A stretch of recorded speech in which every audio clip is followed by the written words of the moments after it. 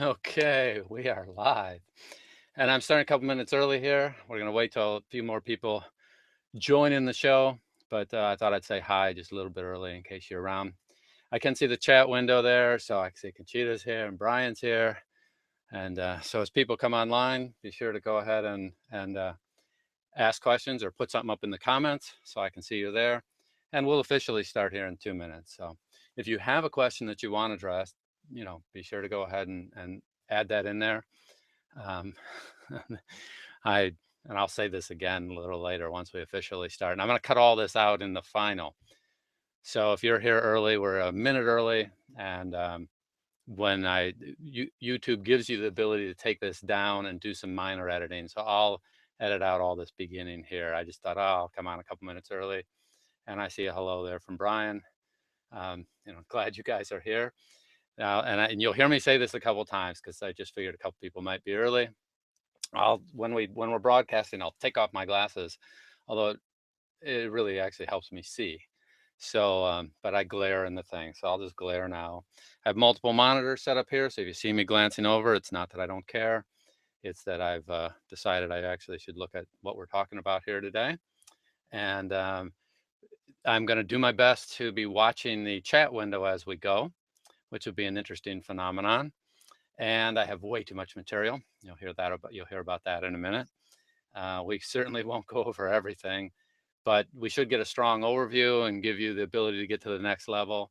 So quite fascinating here. Now I just lost my chat window here where I could see the chat, and I'm gonna have to figure out how to get the chat going here. And there we're back on the chat, and I can see it. Cool. I've never done the chat thing before. And good morning from Minnesota. All right, Mike. Uh, yeah, I'm out here in SoCal, and we're having our true summer is finally here. I think it's going to be in the upper 90s today because I know you wanted a weather report from Los Angeles. And I know I should really sit and whine. I grew up in Michigan, so I actually do know what mosquitoes and humidity and cold weather during the winter are like, but I'm just such a wimp these days. And I do appreciate that this really started off as a simple, I thought 4 or 5 people would get together. We'd have an interactive conversation. And once I got to 20 people asking if they could participate, I knew that that just wasn't going to work. So this is plan B. I see Pudding-Tang. Oh, I like that. And David, see you there. Glad you're here. Larry, good to see you. And I'll do my best to watch that as we go. And like I said, I'll cut all this out. And we're now at 9:01 Pacific time. So I think we'll get started. Um, for those of you that don't know, I coach a bunch of people privately. And what I plan on, and since people keep asking the same questions, which is normal, I mean, matter of fact, here's the bizarre thing. If you have a question, probably 50 other people have that same question. And at this point, sometimes it's uncomfortable to ask. It shouldn't be. That's why we have the group. You definitely want to ask. And usually when you're asking a question, those other people, 50 people go, oh gosh, glad Don asked that question. Glad David asked that question. Or could she ask a question? Because I was thinking the same thing. How in the world do you do this or that? So from going over this in private with so many people, I see the same things come up over and over again. And on the other hand, because I've been doing this a long time and I've gone through hundreds of sessions, sometimes I will skip something. So if I do, throw that in the comment that, hey, can we look back at that? I'll get to as many as I can. I have way too much information for you for one day, one session. I'm going to go fast. I'm going to try to get as much information as possible out there. I might skip a detail here or there. We can ask in the Facebook group and go over any details that I skipped during this session. So happy to have you here. I'm going to switch screens. Every time I switch screens, there's a lag. And I should tell you that the version you are watching is approximately 30 to 60 seconds behind where I'm talking, which means if you ask a question, there's automatically a lag of somewhere between 30 to 60 seconds before I even have a chance to see it. And I can't monitor all the chat in real time when I'm talking to you. So when I have the demo up, at points I'm going to glance over and see which questions we can answer. And we'll go 30, 45 minutes at the most. I have about 4 hours worth of material I could go over. I'm not doing that today. I won't bore you to death for that period of time, but let's get right into it. So if you have a question, ask. and I'm going to switch screens. I'll put on my glasses. You'll see me do that over and over again just because I actually want to be able to see the screen. It's one thing I'm talking to you, and then we'll go from there. So punch and roll, some fundamentals and some where the bodies are buried. I'm going to go over and say, hey, check out this option, check out that option. You probably want to know about this, know about that. And of course, you already know I have half a dozen videos out there. I have another half a dozen videos that I have sitting on my desk here on a post-it note as far as their title and the details and things that I want to go over, because these same questions come up over and over again. So I'm just going to put them on video form here over the next couple months. And you just have to have time. If people would quit sending me audio to process, I could do this a whole lot faster. Anyway, here this goes. So let me switch over here, and you'll get to see Studio One, which most of you already know about. I have multiple monitors that I'm working on, so I'm going to switch screens here, and that's going here. And now you're going to see Studio One sitting here. Okay. Now this is the view that most people are going to see here. They're going to come into the start page. In this particular case, you won't have all these files sitting here. Mine go back months and months and months and months and months. And a couple things about the start page. I really like this start page. I should also tell you, I have 2 modes that I work in, and you will have a couple modes. If we're recording, I'll very often have a script that's sitting over here. If I'm editing, then I'm going to have things full screen, more like this when I'm editing. There are some other things that I go back and forth on depending on whether I'm editing or I'm recording, because let's work backwards. What I'm going to do is show you the first thing that you definitely want to start thinking about is at the top here is the start page, and that's going to get us to this page. If you have a song open, you can switch over. This will always go back to your latest song. And if you have multiple songs open, then you can go ahead and get to them here. Now let's get some terminology. This drives people crazy. I had transitioned from Audacity. I've also used SoundForge. I used Pro Tools at one point, much earlier. I've been recording I started recording when I was 17. I'm in my 50s now. I worked on tapes. I worked in a recording studio. I actually learned to cut master records. So when you get into Studio One, this will drive a new person crazy. Things are called songs. And every time you see song, you just think of it as a project, or I think of it as an actual filing cabinet, because Studio One behind the scenes creates this thing called a song, and ultimately it's a folder in the background. If I want to see Romance Chapter 6, that's a book my wife narrated, and I go out here to explore, that comes on another monitor. Then in the background, what happened was Studio One created a folder with the name Romance Chapter 6, and then it's putting the details, all the things it needs in a nice organized set of folders. So when you create your book chapter, most of us are going to be doing chapters, or if you're doing e-learning, your e-learning project, you're going to find out that behind the scenes it created a folder, and that's great. And then that folder contains things that it's using to manage the whole thing. And in this particular case, there are 74 individual little snippets that are there in the background, plus some other things. And you don't need to know any of this. Who cares on one hand? But what's really happening is, I'm just telling you, when you see this word song and you're in Studio One and you're not doing a song, I was a musician. Okay, I played drums for a living first as a young adult in my 20s. So I understand why they do this, but I think of it as a file cabinet, and it's a chapter in my case. So just translate. Every place we see song, you can think chapter, e-learning project, whatever else. That's something that we just definitely need to transfer. And hi, Rusty, and hi, Kevin, and hi, Rich. I see you there over there in the chat. I appreciate you checking in there. So song, kind of at the beginning, I was like, what's this song stuff? I don't want to create a song. I'm creating a chapter. Well, just translate it. Create a new chapter is all you need to see. If you're brand new to this, the hardest thing you'll do for like 3% of you is configure your audio device. And this is the interesting thing.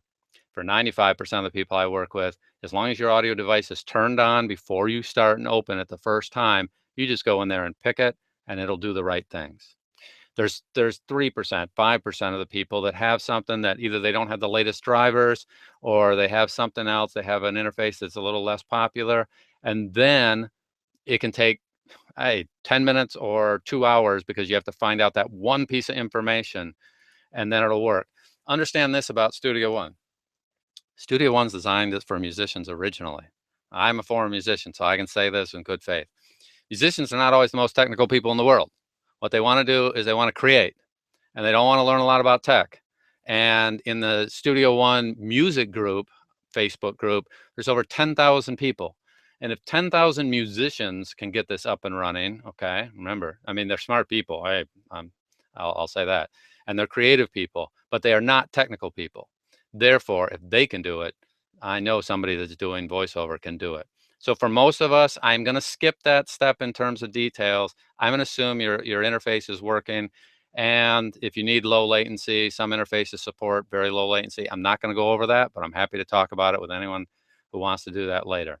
So the first thing that you're going to see after you get this is you're going to come in, and after you get your device configured, and we're going to create a new song. And I'm just going to show you, before I show you how you would do it, I'll show you what I do. My wife also narrates. So we have templates set up, and you can save so much time. You cannot believe in the background how much is there. But all you're going to see to begin with is this empty song. And when you do that, it comes up like this. And I kind of go, what is all this stuff? Well, it doesn't even come up like this, because it comes up like that. It shows you some other things over here, and it's like, what is that? Well, let me show you how it's going to look when it comes up for me, and then I'll back up into this. So this was the first thing. I'm going to close this one because I don't care, and I'm going to do it really the way I want. And remember, I said this start button here, it gets us here, create a new song. Normally, my wife will come in, she'll select her template. Things are pre-configured here. She's going to put in a song title, give it a location. I'm just going to take the defaults for today, and it's going to go ahead and do its thing in the background, and it'll load everything up for us. And in my case, I got my machine. When I'm running the Hangout, it takes a little longer there. And it comes up armed, ready to record. It's already plumbed in. All the details are there. Now note, because I'm doing this demo, a couple of my windows are gone. Normally this would be showing as well. And I'll show you a couple things here. What most people don't realize is in the background, already pre-set up for me, there's a couple other things. I'm going to turn this off. It's armed.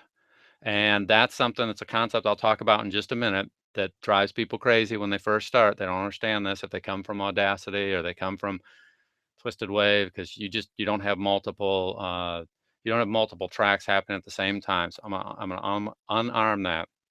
But what people don't realize is right at the beginning, I have a whole set of things that are going on that just are not obvious to people. They don't know that there are things called inserts that are sitting here already ready to go. I have a limiter, I have an EQ, an expander, some tools that are set up on this track and ready to go. And I'm not going to go over all these, but this is part of my template. In the background, all my wife does, or all I do when it's time to record, is this comes in. I sit here and open it. This doesn't have to be open down here. You don't need to see or know any of these details. I just do this. I should tell you this. Now, I don't say this usually to a group of people if I don't know you very well, but I have some magic fingers. And what that allows me to do is press a single key, because I have my record set up to be R for record. Very tricky, very technical. You'll never remember that. And I press a single key, and I'm now recording. And so I'm doing punch and roll here, and I'm recording. And if I want to stop, I have another magic key. I press a space bar and it stops. And that's, of course, the easy way to do that. And that's all that I need to do. And you have a couple different options here. I'm going to turn that off. I also, normally when I record with one earbud. You can do many things with this. Some people record with two. I like one. It's sitting in my left ear by default. And today, during this demo, I have my speakers on. Simply because it makes it easier to do this Hangout, but you don't have to do that. Oh, and I see Beth over there, and I see Putty Tang. I like that. And I see, oh, this is Michelle. If you move your folders, does S1 have a problem finding the files? No. I mean, S1 may not know where it is originally on the start page because it was tracking where I have all my files. So as long as I move them all as a set, I just have to go find it. And I just say, open an existing document, and it would go find them and it put them all together. Studio One's fine with that in terms of moving your files around or moving them to an external drive as you start running out of disk space. If we go back far enough, you would find out that if I try to open one of these, it's not in the original location because I've archived this off I've got a couple terabyte drive that I archive things off of. So I just move them all there. If I wanted to open it, I'd actually have to go open an existing document because it's not in the place it was if I go back 4 months. It's just been moved since it's finished. All the current ones are in the current location. Okay, there's a nice little side trip there. But thanks for the question there, Michelle. That was excellent. Um, all right, so you see that there. And if we go back to what we were looking at here, this is an existing track. Now, what most people don't realize is there's a couple different important areas that you want to know about when you're recording. One, these are called the mouse tools. You don't really need to know about many of them while you're recording, but they're going to change. The first one is the most common one, and it allows me to select these events and select some of my audio. And a couple things that will drive people crazy if you're new to this. Number one is over on the left here is what I call the track control area, TCA, track control area. And this is where you have controls related to the track. It's pretty simple, but it's important to know that this is the solo button and mute button, and this is a record button and monitor. So it's helpful to know that this button allows us to record on this track. But you don't need to know that at first. If I come in like I did with a brand new one, it was already pre-set up for me with my template. But the first time you come in, and I'll show you that in a minute, you're going to need to set that yourself.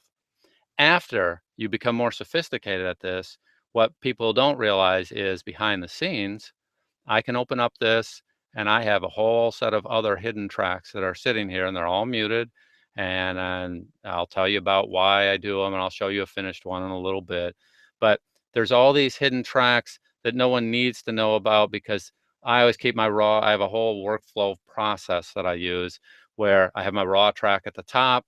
Then I'm going to go out and do some processing in RX because I'm kind of a nut about RX and some of the things it can do to save me time. Then I'll bring it back in on this track. I have an extra import sitting here. I have something I call pads. If you're recording audiobooks, you're doing e-learning projects, you know that depending on where you're submitting your files, they want a half second up front. They want 2.5 seconds between chapters, and my standard is 3.5 at the very end. And this is cleverly called let me expand this out. This is called a Don breath. And you can kind of guess what that is. This is called a Lisa breath. If you had it for multiple people and you put a Don breath if you put a male breath into a female's voiceover, you find that doesn't work. It works until you listen back to it and you go, God, there's something wrong with that one. I did it one time, but you can explicitly label these different events. And if I have a breath, I have a whole strategy for dealing with breaths, but that's beyond today. What I want to show you is behind the scenes. There's a lot of details that no one needs to know about when they first come in. So let's talk about this concept. The first time you come in, you're going to see the start page. Now, I'm going to assume you're new to this, and you're going to have to create a new song. And when you come in, it's going to default to this styles. And people don't always know that up here are some different tabs that you can choose. Ultimately, you will come in every day and you will go to the user tab and you will select your template. But I'm going to assume here that we're going to start from the very beginning. And here's what you're going to see. You're going to see this thing called an empty song. And the first time you do it, it comes in and has this kind of view, just like this, empty song. So if you're new to oh, cripe. Now what do? Well, the good thing about Studio One is there's usually 4 to 6 ways to do everything. And 9 out of 10 times when I start working with somebody privately or in a group class, I find that they're doing it what I call the hard way. But the hard way is always very accessible. For example, if somebody doesn't know, a lot of times they will come up here to this track menu and they'll find out that they can add tracks from the track menu. And that's great because that's accessible, that's easy, and that's what they're going to do. Many people will add tracks like this using this box and they will label it and what's an audio track. And by the way, you can just take the defaults on this and it's almost always right for 99% of the people. Or some other people, if you got a fancy setup, it might not be. They also might learn that there's a couple other areas that are important here. I talked about this being the mouse tools. I'll come back and give you some details on those in a second. But this is what you're going to see the first time. you're going to see this browse window. So down here, these are toggle buttons, meaning that if I click on them, they'll expose something. So watch this section right here, the browser. I'm going to open and close that. The mix panel, I'm going to open and close it. The edit panel, I'm going to open and close it. And you don't see anything there, but you'll use these later. In fact, we'll use them in a few minutes. I'll show you how I do it in the real world. But these are sitting here and we can use them, and I don't use them like this. So I'm just going to hide everything, but you have this blank. The easiest way, if you right click over here, you can add a mono track. And for most VO people, this is where we go. And then mine's set up here, and it already armed that particular track. Note that you could have multiple tracks here.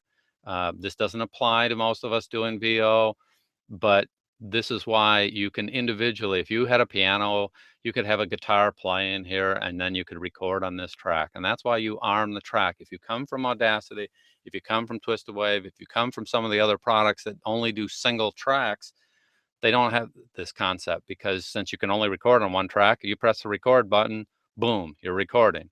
In Studio One, you have to say which track you want to record on. At first, that's a pain, but later it becomes a bonus. I'm going to remove this track. It becomes a bonus because what I do on an existing song, so let me go over here, Romance 6. When I expose the other things, here's what happened on this one.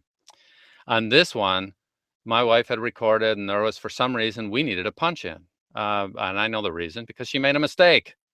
I mean, you don't do that, and I would never do that. Nah, I do it 10 times more than everyone else. But what happened was, rather than record over the original, I'm a nut for keeping my originals. I just don't want to touch the original. So what happens for me is the original gets turned off, gets muted, and then I went in and there's something called duplicate track, and I duplicated the track. And then my wife, and she does this on her own now because, I mean, I don't micromanage her recording. She's excellent at it these days. She went in and she, after the fact, came in here and set her cursor here. And what it did was, because it's all set up for her, she pre-rolled into this. She listened back to what was going here. She read the script, and this was her punch in. And then when I processed it, I was actually, because this wasn't muted here, she went in and did use this track and this track. Usually we take this and just hide it there. So in other words, when it comes time to do revisions, I like to keep the first track, and then I'll record, I'll punch in on the other track. And at first it isn't labeled punch in, but in Studio One, one of the great things is this little event that occurs. This is called an event, and it drives you crazy at first because it's like you want to grab this and do something. I'll turn that off so we don't get that feedback there. And it assumes, by the way, when I've got mine set up, it assumes that when you select this that you might want to record on it. And so it's going to turn that on for me automatically. But she came in and she recorded. Now, if she recorded too loud or too quiet on that, if I wanted to, I can grab this and I can adjust it. And, I can go up and down. So this little punch in here, you could adjust it. And then that way, if I come in too loud, now most of the time you don't. Here's the beauty of punch and roll. If she's going to come in right here, and I'll just do it. There's a pre-roll that's going to occur. I've got to set up my speakers. I'd normally have it coming in my ear. You'll just hear it in the background here. Oh, let's go ahead. Watch this. I got too many channels. This one needs to be muted. And because this is way after the fact, she wouldn't have all this. I have other tracks sitting here hidden, and at first some other tracks came on. Now, this is all she would have heard, because when she's doing it, it's all set up that way. So I set up my cursor here, and then if I wanted to record, and then let's go ahead and arm the track. So watch this. And I love live sessions because I get to make mistakes and then fix them. And I've got my speakers on here, so I actually hear some feedback. And this would have gone ahead. And, obviously I'm not reading the script very well. So what could I do? I could stop. And I could undo, Control Z. And now I'm back to the exact same point. And if I wanted to record again, I press a single key and it would have started again. And now I could hear what I heard. I can hear the lead up. I can hear the tone. I can match the pacing. And what you're going to find for a lot of people that do this is they go ahead and they listen to what they're doing and they get very good and they actually talk along with the sentence before in their script, and then as soon as the recorder comes on, it just starts recording them. And if they started early or late, well, they can just peel this back here, they can grab the right section, and I've got mine set up for a couple seconds of pre-roll. And you definitely want to set yours up so that behind the scenes, even though I set a certain point to start, I could actually change where that is. If I ended too late, I can hold a couple keys and I can go back and forth and slide this audio around. And I can undo that whole thing and get back if I wanted. And then there's a couple more options that you really need to know about. When I'm recording, I go through and I have this transport. And instead of there's something called return to start on stop. Okay. I don't know who named that. Wasn't me. Don't blame me. But I turn that off when I'm recording. When I'm recording, I want the cursor to stop, the playhead to stop wherever I stop. When I'm editing, I want to have that turned on because when I'm editing, I'm going to go through and make a change, and then the playhead goes back. But I toggle back and forth between that so many times. And when I'm editing, by the way, I'm almost always full screen editing. When I'm recording, I'm small screen. I have a little button that I've set up here that toggles that. So I just don't have to go up here and go here. You see that's off. I press my little macro here and then now it's on. You can do it through the menu. That's what I call, quote, the hard way. And you can do it with my little macro, and that's the easy way. But that applies to almost everything that we have here. So here's the point.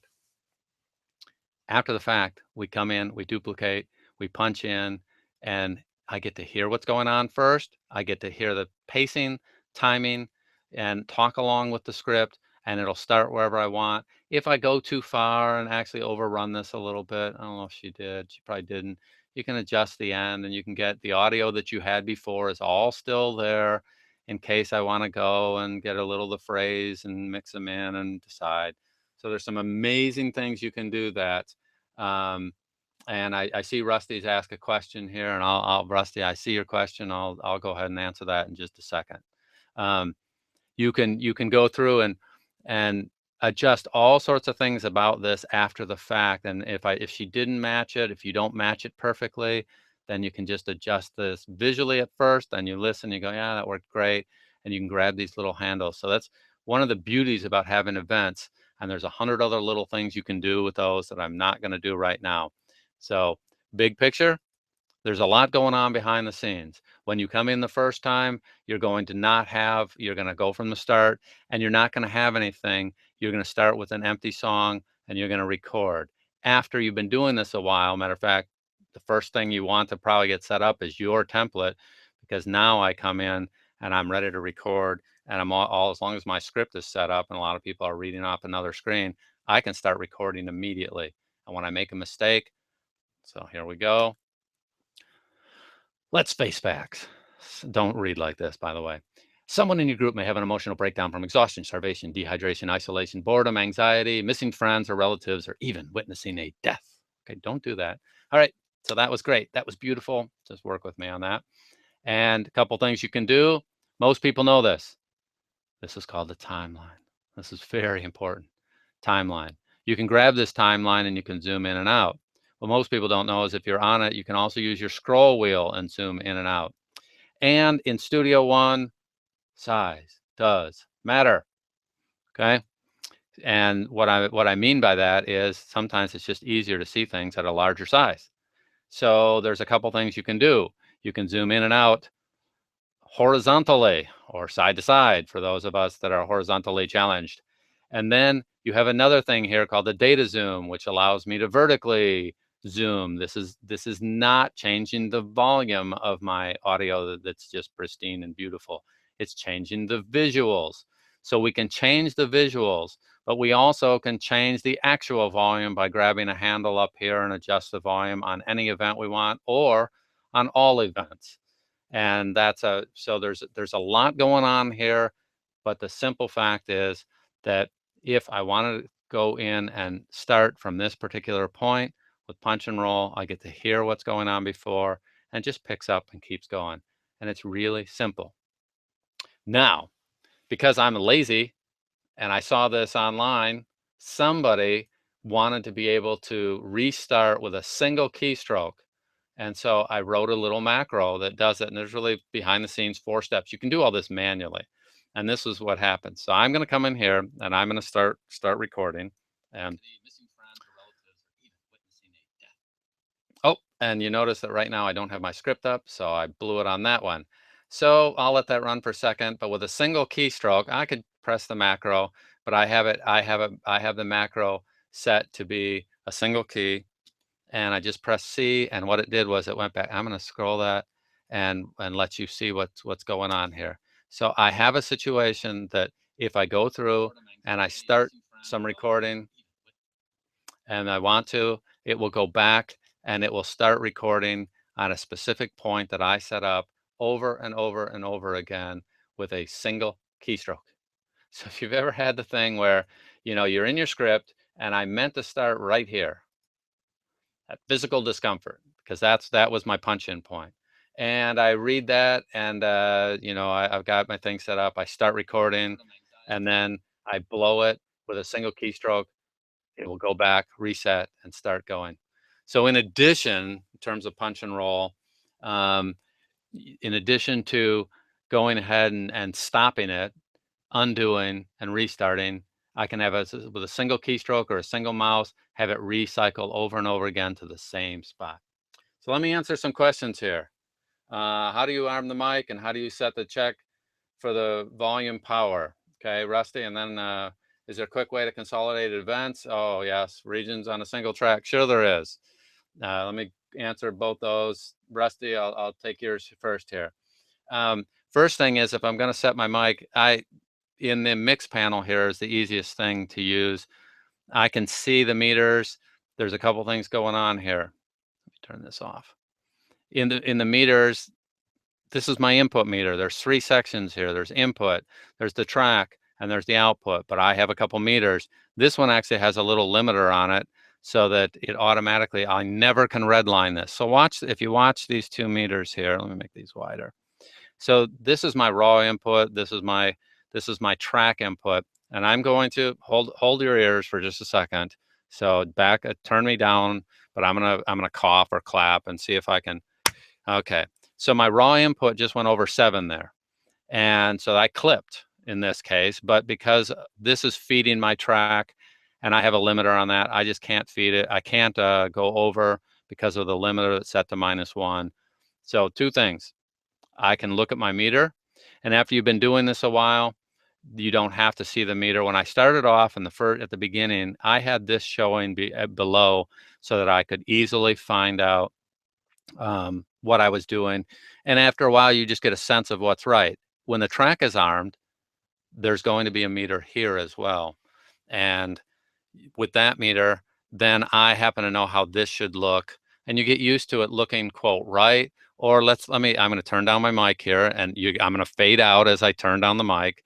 And when I turn down the mic, and you can barely hear me, but what you'll see is if I turn down my mic on my interface, then the meter gets too low. And I've seen it. I know what it should be. And you dial it in while you're practicing right down here. You can watch it as you do a little rehearsal. And after a while, you know what's right.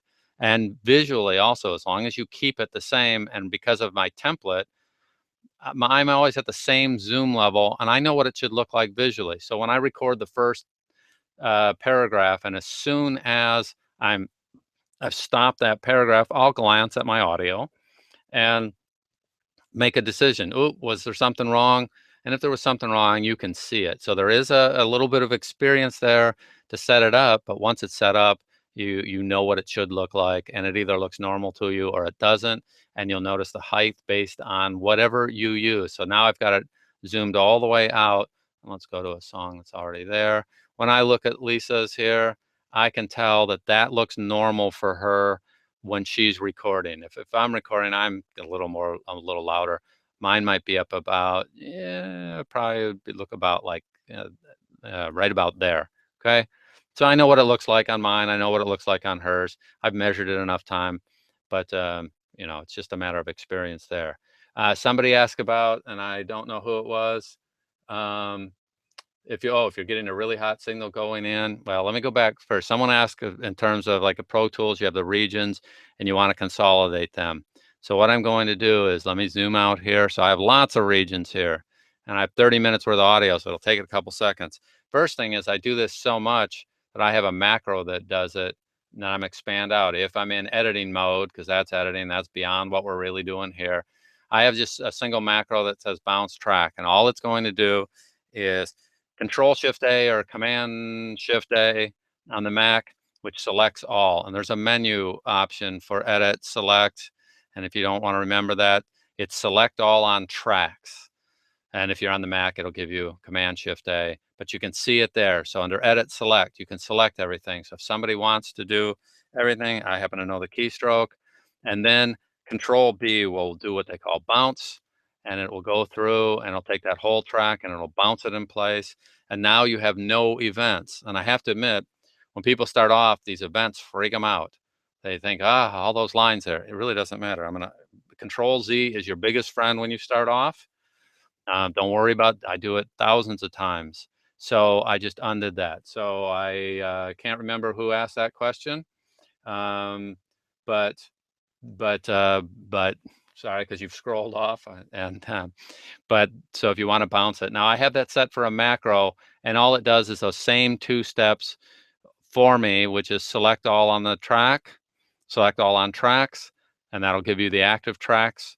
And then it does a Command B or Control B on the PC, which you can find from the menu too. I don't even know. Oh yeah, there it is. Bounce selection, Control B there, Command B if you're on the Mac. So you can do all this the hard way from the menus. Things I do regularly, I do with keyboard shortcuts, and I learn them by looking at the menus. But if you're new to this, by the way, some point you want to go through and explore the menus. Just look and see what's there, because later it becomes important.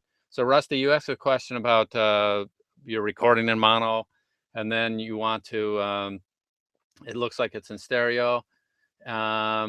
The easiest thing to do is you have to go to your interface, and everyone's going to have a different interface. So yours is going to look a little different. And I'll go to the mix panel, because when I see the mix panel, there's a little button here to go to I/O. And from here, you have to set up what's called a mono output. Now, if you're using the free version, you can't do this. You have to export via stems, because they won't let you in the free version add this. But assuming you have artists and above, you make sure that on the outputs here and your song setup, that you set up a mono out. And you can make that the default so that all future songs will start with that. And once you have this output, then when you're doing the mix down, and by the way, if you're in Audacity, if you're in some programs, it's on the file menu. And this is one of those things that once you know it, it's easy. But there's a difference between easy and obvious. And there's so much in Studio One that is easy, but isn't obvious if you don't know it. And it's really the same in Audacity. You go on the Audacity group and people go, oh, there's this thing called punch, copy, paste. And once you know about it, you know about it, and it's easy. So we're going to choose export mix down here. And if I was going to MP3, for example, now I have a mono out. And once I've done that, now my track is going to go out in mono because I've set it up and it has the ability to do that. So Rusty, hopefully that answers your question. It's simple to go out in mono. It's just a matter of once you have it set up. And because in my template, everything's pre-set up for me. All those things are set up in advance. The first time you have to know about them, but once you know about them, you're okay. How do you arm the mic, and how do you set up and check the mic? And Rusty, the same things, by the way, that everything's pre-set up for me in my template. I'm too lazy to do it every time. This would drive me crazy if I had to come in here and start with an empty song, because that would mean I'm going to close this. I'm going to move this to a different position. I'm going to go ahead and probably open this, and you see it opens in here, and I go, I hate that like that, and I have to make this like this. Way too much work. Okay, don't do that. Set yourself up a template with everything that you want. When you've got it all set the way you want, you say save as template, and it'll save all the details. And a couple little tips. Okay, I told you that I would make sure that we have some tips here. A couple things. If your screen is too narrow or isn't wide enough, as soon as you narrow it down, things go away in the top. Like, for example, I always have snap turned off And I recommend you turn it off too. In a VO concept, it makes no sense to have snap on. But, it's on by default. So I tell people, "Hey, go and just turn the icon to turn off snap." And they go, "I don't see an icon." And the reason I don't see an icon is because it's not there. If you have your window too narrow, you'll see as I make this narrow, things go away. You'll also notice at the bottom of the screen right down here, things go away. And so as you go wider, all of a sudden icons show up. So there's the snap. Same thing with this is the auto scroll. So if the audio goes off the screen, it'll keep scrolling properly. And if you don't see something that we're talking about, then what you need to do is make sure that your window is wide enough. Some things will go away as you go narrower, and see all those things that went away at the top when we're narrower. So I have my standard set up here. And like I said, when I record, this is the configuration. When I edit, this is the configuration, because it just depends on what I do. And then if I have something else here, like the mix tool, I hate this view because that puts that here. So instead, I always break that out into its own window. And that went over here, and I don't like this view, so I change it to what I like, and I have to do all this. I'm too lazy. This is all preset up for me. So instead, what you're going to do is you can go over here and say start, pick your template, and that's going to show up on the user. I pick my template. I say okay. It comes in, track's armed. Nobody knows I have all this stuff behind the scenes. A couple more little tips. Let me see. I'm going to check questions here. Let's see. Oh, I'm using the Pro version. Why am I using the Pro? And so Michelle asked, yeah, I'm using the Pro version. 98% of what I use is strictly in Artist. In fact, I can't think of any feature I use that's in Pro only. There might be something that I use. If I'm working on my own audio, I don't use anything that's outside of the current version, Artist. You just don't need it. I have Pro because I teach so many people, and I didn't want to have somebody have Pro and me not have it, and then have to say, oh, do you have something that I could use? So I did buy Pro, but you don't need it. Everything we need as a VO person, Artist is great, has it all. The real things that you want out of Artist are there's a great expander and a limiter, and the inserts that we want for most VO are contained in Artist. There are some things, like if you're doing music, that are just absolutely amazing, but it doesn't apply to us. Who cares? You're not going to use a thing called rotor. Most of you won't. If you're older, if you're my age, you'll know there was a Leslie organ. There's a cabinet that made a specific sound in music, and this will simulate that, and it's really super slick. Has nothing to do with what we're doing for VO. So you do not need the Pro version. Artist is great for everything. Great question there, Michelle. So I'm trying to look at any other questions here, and I don't see a whole lot there. I see a whole bunch of questions there, but so if you want to ask questions, be sure to get your questions in, because we're going to end here in just a little bit, and I want to make sure that I cover as much as possible in terms of getting started. So let's walk back through it one more time. New song, you're going to have just blank screen from the start menu, but that's only during the setup. As soon as possible, you want to get to this situation where you have your templates set up, because it just makes life easier. Have all this preset, but you're going to start with an empty song, and it's not even going to be on the user tab. So empty song is the way we start. We get that set up. We configure it. We make sure that it's set up the way we like it. I'm going to right click here and I add a mono track. All right. Now you can do that in different ways. You can get to it, but that's what I'm going to do. One thing that people, if they come from other programs, they're going to try to adjust the track height here. But as I said way earlier, there's 6 ways to do everything. You can go right here and you can expand that track out. There's also a control down here that would expand it.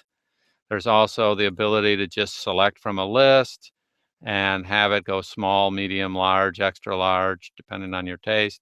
I just find it easier to grab it here. Note, you cannot grab it over here. And at first I was like, why didn't they allow that?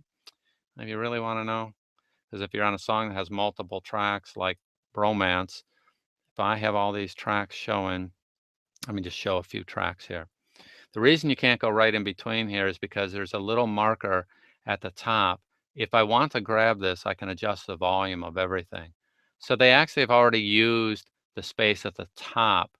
And even if you can't see, if I'm down here on this, I actually can grab the line and do it. I don't have to go to the drag handle, but they put a little drag handle in here so that I can see it visually, and it just makes it easier at first for people to get started with it. But after you happen to know that right there is that same thing. I can do it from that line as well.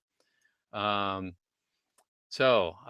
and Brian there, yes, I've got a whole bunch of other videos that are out there. Thank you for the reminder. Um, they go over a lot of this stuff in great detail, and I just wanted to do a live session here to answer questions in real time. But and oh, so and then somebody else has asked, hey, if I have other plugins in RX, and I want to use them here, the artist version will support those plugins if I buy an $80 add-in that they have that actually allows you to use other plugins. To be honest with you, I just don't use the other plugins because it's faster, much faster, to export and go out to RX and use the standalone version of RX and let it process and then bring it back in. One of the fastest operations in Studio One and RX and virtually every other program is writing to WAV files. It's such a common format. Everybody does that very quickly. So knocking it out quickly and exporting it and then bringing it back in is a lot faster than running the plugins in context with almost anything. If you run the plugins for RX in Audition, or Audacity supports some of them, they just run slower there. There's a whole set of reasons, technical reasons behind the scenes for that. They run slower. If I'm going over to RX, I'm going to have everything set up in a batch file, and this is not an RX section, but I'll just show you real quickly. I'll drag this over to the screen here that I have some batches set up, and it goes to a different window. It goes to whatever window I was at last time. And so if it's me, here's my standard, and I have some things set up that I'm automatically going to run. I'm going to throw my files in, and while it's working on things, I'm going to be back in Studio One doing some other things. So I can multitask, and all by itself, it can handle a whole bunch of files, and it's just much faster. So in other words, Artist will allow you to do plugins. Pro allows you to put in I can put in all the plugins there. You'll see a list of them showing up here. If I look at the inserts, I've got all my plugins that are available here. And so I could bring in any of them from RX3 or 4 and use them, or I have Nectar. I have a couple other things from them, from Isotope. I could bring them all in, but I've experimented with them, and it's just much faster to go the other way. Okay.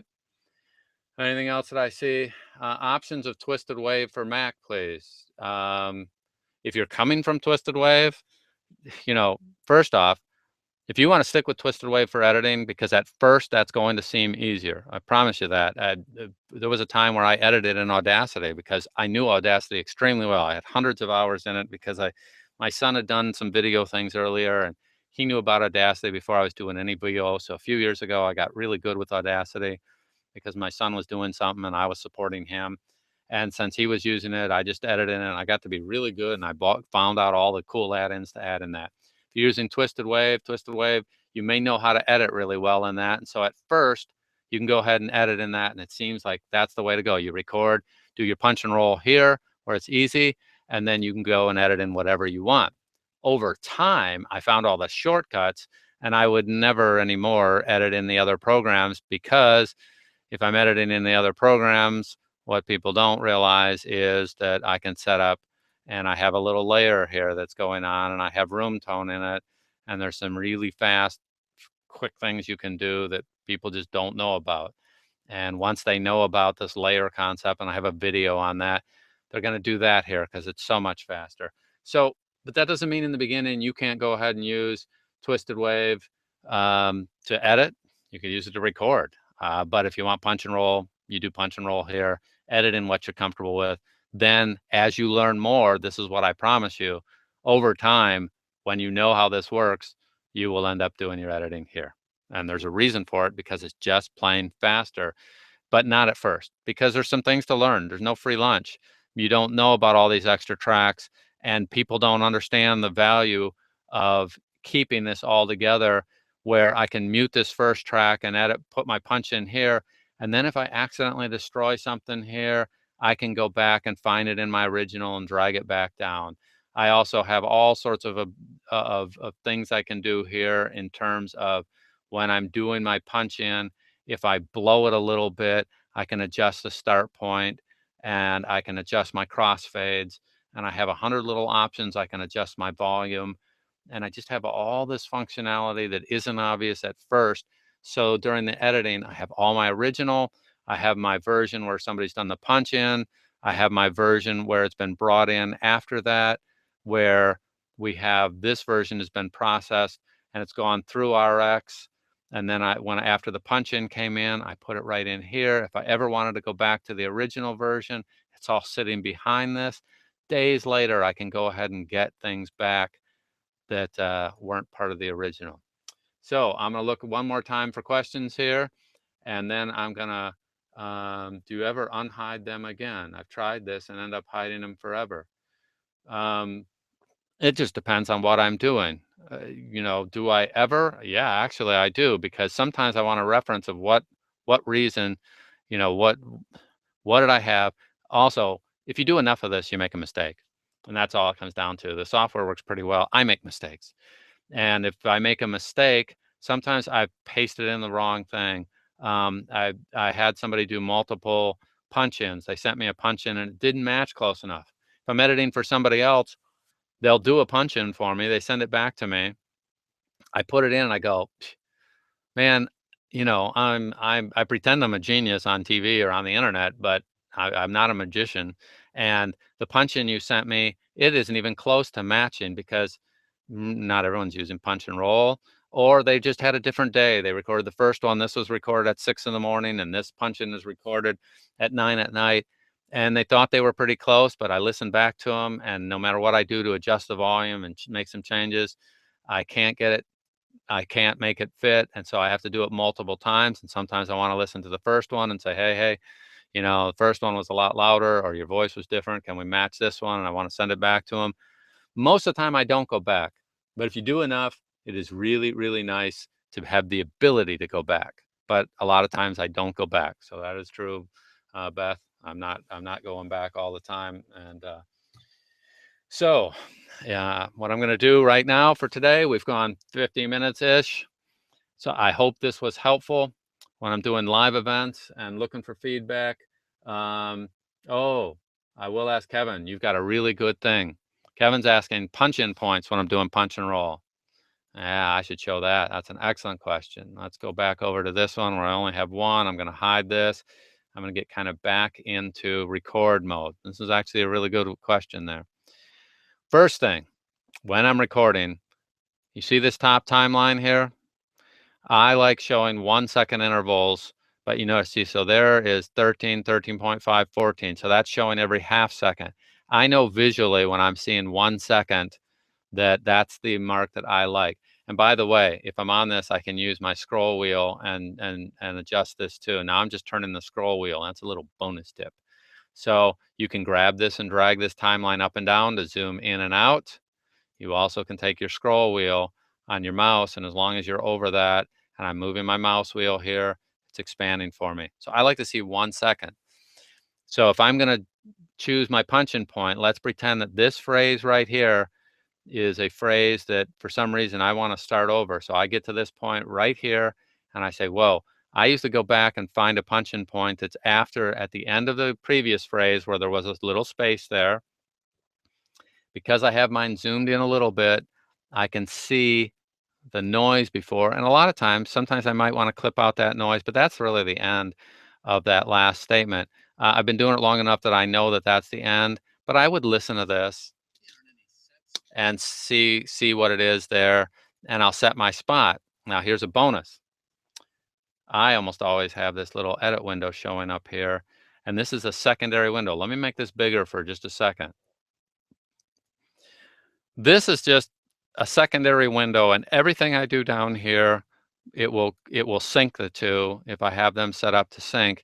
And so this is set at 6 seconds right now, and in the bottom you see that the cursor is at 6 seconds. This is called the edit window. The edit window, this window up top can show multiple tracks at once. I could show multiple tracks. Now I'm showing multiple tracks up top in the arrange view. The one in the bottom is a single track view. This is now the yellow track. That's the only thing I can see in the bottom. This is now the purple track. So view number one at the top, the arrange view, shows multiple tracks if I have them. If I don't and only have one track, then I see the same track down below. But I can have this down below this edit window, and I've broken it out. There's a little detach. And now I can zoom this to a different height. And now I can see, so when I'm selecting my punch-in point here, I now could glance down in the real world. This is the way I'm doing this. Normally, it's just easy. I'm going to come in and punch in right about there, right at the end of this last phrase. I like to take my breath into this on my pickup, and that's all I need to see. And I really should tell you, when I'm recording, I don't have this showing, and I totally cheat. I move this over a little bit off the screen, right to exactly there, and I make this a little wider. I find the last phrase, and once I click here, I glance down and make sure there isn't anything if I think I'm going to be too close. So if I was scrolled over to the right here, and I'm sitting here, and I'm going to punch in, I'm going to punch in approximately here. If I really wanted to, I could go in and punch in at the word level and get it here. A little bonus for you. If you want to adjust the cursor and you want to get some really fine point, number one, there is a spot down here. You can barely see it where I could get into. I can go and put my mouse over these digits here, and I can roll the mouse, and you'll see that it rolls the cursor. So I'm rolling my mouse wheel. If I go over seconds, and I start turning, I'm now moving a second at a time through the audio, so I can get down to the thousandths of a second if I want to adjust those. My scroll wheel will roll, and so I'm moving that with my scroll wheel, and I move a little bit, I can move a lot. So if I really want to get down to the really, really fine point, I can adjust that there. You should also know, here's another bonus for you. If you don't have this turned on, you definitely want to have it turned on. There's a little wrench icon. And this is called locate when clicked in empty space. By default, you can only set the cursor up here in the timeline, okay? For example, if I have the marker track showing, this is not the timeline. If I try to set my cursor up here, it will work because of the way I have mine set up, but it doesn't. You just have to go up here. I can't zoom from this marker track. I can only zoom from here. If I roll the scroll wheel, of course, I have a thumb wheel that I can roll as well. There's all these shortcuts that I'm not going over, but you can set the cursor down here as long as you turn on this option that's called locate and click in empty space. I didn't choose that word. That just means anything that's empty down here, I can click and the cursor. Little bonus. So that's what I do to find it. Here, I might glance down here, which is a zoomed in view. Let me zoom this back to where I would normally be. I see the 1 second mark. If I glance down here, after a while, I kind of know, all right, that's a good point to punch in. That's a good point to punch in. And if you need it really down to the fine tuning, you can zoom this in if you want. And you can zoom in this different. And you can get a totally different view down here, but they're linked. So there's the cursor here, there's the cursor here. They're linked together. As I move up top, it's always going to stay in sync. So that's just another view. So if I want to get a real fine point on it, but I'm going to probably go right about there with snap turned off. It's easy. So I hope that answers. So I don't set endpoints for my punch-ins. So Kevin asked punch-ins. I don't need an endpoint. If I accidentally record too far, so at this particular point, it's editing, it's recording. I went too far. I just drag that back. So I don't worry about my out points because I'll stop it and I'll readjust my out points. So that makes it pretty easy. I haven't had that muted, but I had it recording. So the point is that my out point is something I never set. I only set my starting point. If you want to go ahead and start your end point and beginning point, there is the ability to do that. There's something called auto punch as opposed to just pre-roll. I always have mine set to pre-roll because I don't care about that, but you can punch in just a little segment there. So Kevin, I hope that helps you there. And I'll mention, so I'm going to close this up for today. What I am going to do is be sure to join us on Facebook. We've got our Studio One group there. Most of you already know about that. Most of you are already members. Ask questions there. Let me know how this was. I'm going to go back and edit this just a little in terms of cutting out the beginning where I sat there for a few minutes for people that were early. If you have other questions, be sure to ask in the group. Let me know if this was helpful. If this is helpful enough, I'll do this every couple of weeks for people where I can take questions in advance that you have, and we'll do a live session and we'll answer them. If it's not helpful, I won't do them. I've got 6 videos I'll be recording here on little things. What do I have on my list? Replacing with room tone. Um, there's a whole bunch of things. Oh, I'm going to do one on bouncing. I'm going to do one for adjusting of individual events. I'm going to do one for volume. If you're doing voiceover, you can automatically have it do something called auto duck. Revisions. Well, I'm doing revisions all the time. So I've got something, a video planned on how I do revisions. There's something called ripple edit and tri-comp and autosave and exporting stems versus mixdown and why I use the edit window. And I just got a whole bunch of videos planned for doing all these little details. I also coach all sorts of people. If somebody, like my wife, by the way, doesn't want to know anything about any of this stuff. All she wants to do is come in and pick her thing, and all she does is she says, you know, hey, don't tell me about these details. Let me go ahead and let me have my own little template, and she'll come in and boom, it's all preset up for her, and she presses a single key record, and now she's recording. And she doesn't have to worry about it when she needs to do a revision. She just goes back and she stops it. And sometimes she'll do undo and she presses record again and it pre-rolls. And once the pre-roll's over, she records the next line of her script. And when she'll keep going she'll get a couple minutes, very often 2-3 minutes, and she'll stop and go, oh, I don't like that. She'll reset her start point here. She has another window showing down here so that she can see where she's at there, because you know, that's what she likes. She has her set up for her at her Zoom level. She'll set this, she'll record her next step with a single key. And if something she doesn't like, then she can go ahead and just re-record again, anything she wants quickly and easily. She doesn't understand. She doesn't even know that there's all these things behind the scenes because she doesn't have to. So I've set people up that they don't have to know any of this stuff. If you want that, you know, get a hold of me. I can do that. If you want to understand all the details, the gory details in the background, we could spend hours. And final point, I am the laziest guy you're going to meet in this whole doing this stuff all the time. And I don't want to waste time. I'm willing to spend hours learning about a feature if I can get my time back. So all the things I'm talking about here that take some time to set up, the only reason I'm willing to do that is I get that time back on every project I do in the future. That's the only reason for getting good at Studio One. It will save you time in the long term.